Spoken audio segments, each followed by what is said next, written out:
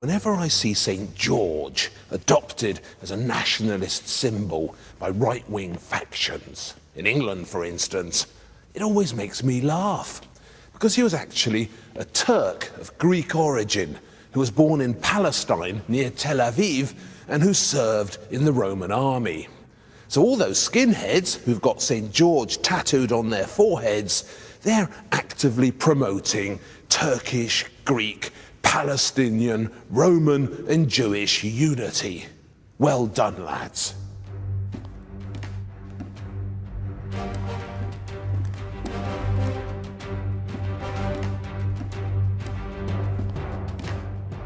St. George was popular because he saved a princess from a dragon, and that made him a ready-made symbol of Christian salvation and an exciting challenge for the new oil paints. The new paints transformed armour into a delicate metal mirror on which sophisticated games could be played with light. Apart from encouraging all this exciting investigation of light and its symbolism, something else the St. George story did was to pull Renaissance art out of its comfort zone and to send it slithering into dark new areas of the imagination. Forced to imagine the terrible beasties that St. George had to slay, Renaissance art took a step into dark new territories. And not just in Flanders.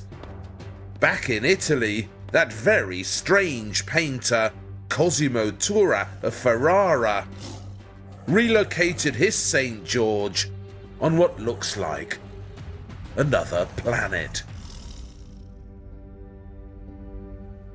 So the St. George story pushed Renaissance art into these dark new areas.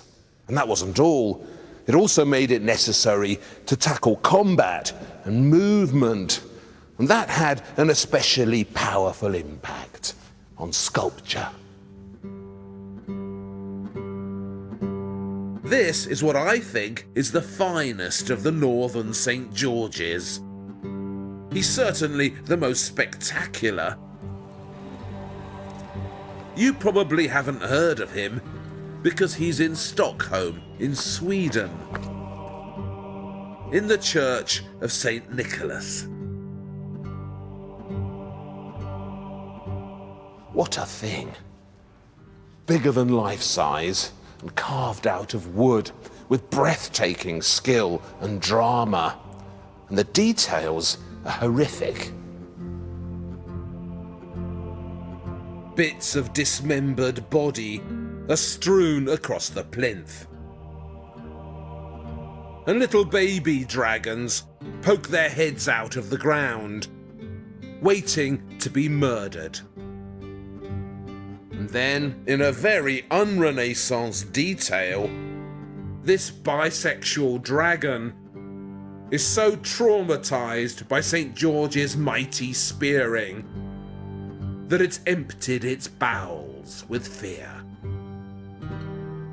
This was made by a German sculptor called Bernt Notke in around 1487, when Michelangelo was still a teenager.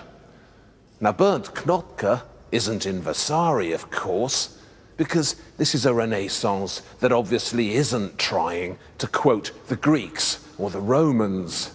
It's a Renaissance that's slapping you about the face with action, drama, and darkness. There's nothing Italian about it, that's true. But why does that make it a lesser achievement?